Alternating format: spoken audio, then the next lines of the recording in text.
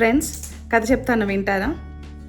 అనగనగా ఒక ఊర్లో సుందరయ్య అనే ఒక రైతు ఉండేవాడు. ఆ రైతుకి రమేష్ అనే ఒక కొడుకు. రమేష్ 10వ తరగతి చదువుతున్నాడు. రమేష్ చాలా కోపిష్టి. చిన్న విషయానికి పెద్ద విషయానికి అన్నిటికీ అందరినీ కోపడుతుండేవాడు. కోపిష్టే కానీ మంచివాడు కూడా. ఎందుకంటే తన తప్పుంది అని తెలిస్తే వెంటనే వెళ్ళి క్షమాపణ కూడా అడిగేటవాడు. ఇదంతా గమనించిన తండ్రి తన కొడుకుని మార్చుకోవాలనుకున్నాడు.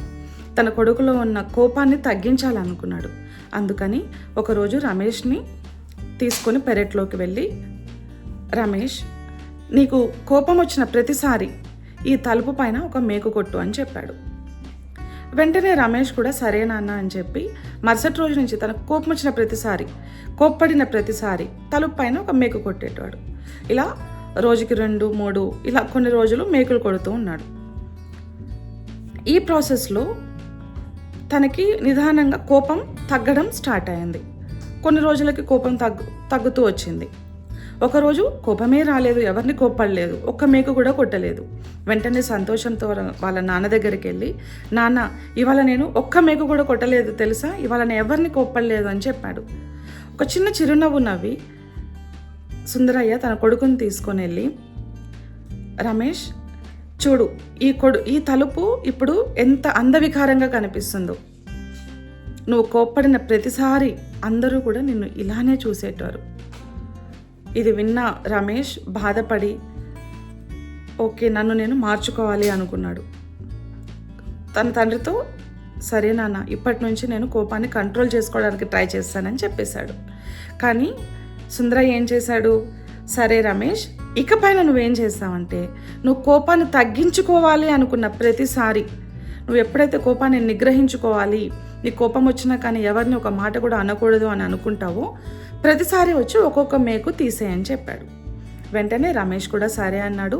మరుసటి రోజు నుంచి తన కోపం కంట్రోల్ చేసుకున్నప్పుడల్లా వచ్చి ఒక్కొక్క మేకు తీసేశాడు. ఇలా కొన్ని రోజుల తర్వాత తలుపుకున్న మేకులన్నీ తీసేశాడు.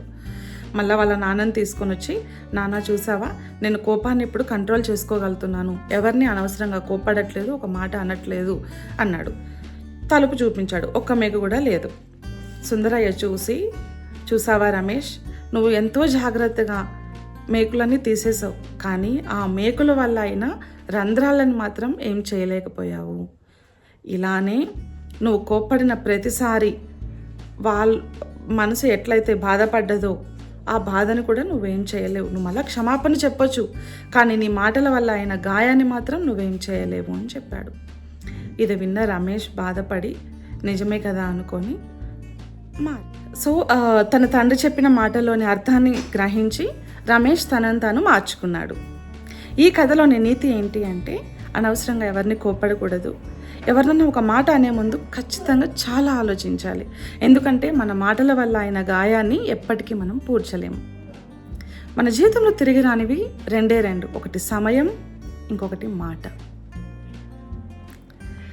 All right friends, thanks for watching. It's your channel, Tales for Life. Bye.